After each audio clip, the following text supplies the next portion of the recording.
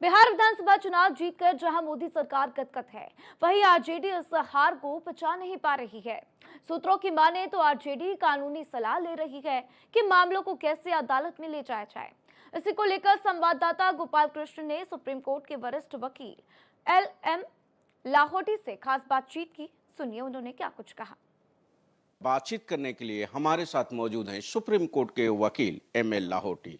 Sir, कई कानून के जानकारों से संपर्क में है और कोशिश में है कि वो इस मामले को कोर्ट तक ले जाए।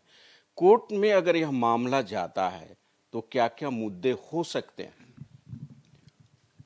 देखिए, स्पष्ट रूप से जो समझ में आता है, आज की तारीख पर 2 या 3 मुद्दे जरूर उठाए जा सकते हैं।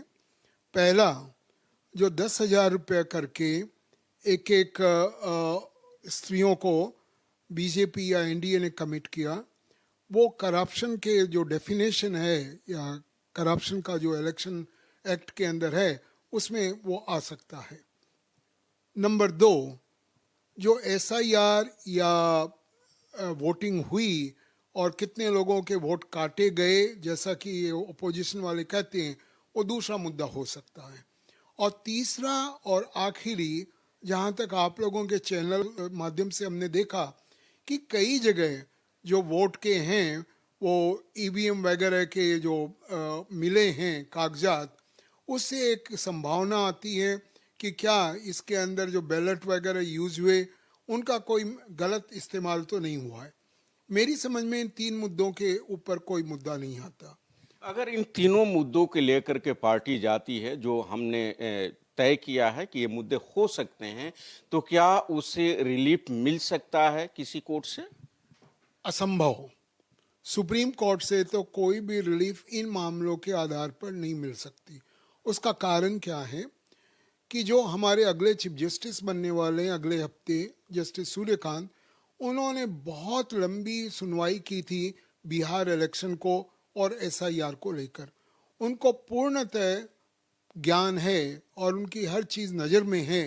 जहाँ तक कि जो बैलेट का या SIR का या वोट काटने का जो आरोप लगाया गया था, सुप्रीम कोर्ट में इतनी लंबी हियरिंग हुई है कि जजेस को अच्छी तरह मालूम है, दोनों जजेस, जस्टिस सूर्यकांत और जस्टिस बागची। तो पहला मामला तो ये कहीं नहीं टिकता।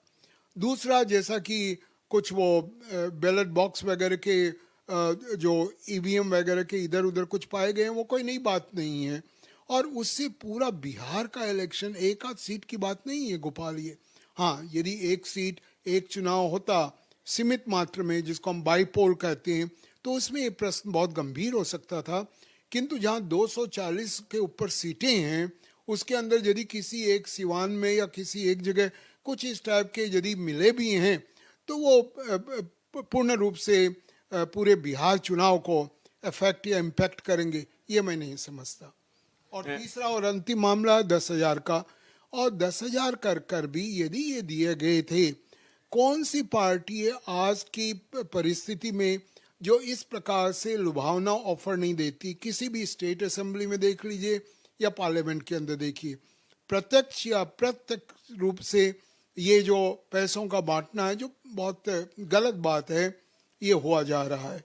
और आप नहीं कह सकते जिस प्रकार से मेजॉरिटी मिली है एनडीए को कि सिर्फ इसी कारण से 10,000 रुपये करके जो वहाँ के स्त्रियों को दिए गए, सिर्फ उसी के कारण पार्टी जीती है, ये नहीं कहा जा सकता। भारत एक्सप्रेस के लिए कैमरा पर्सन दिलीप के साथ गोपाल कृष्ण।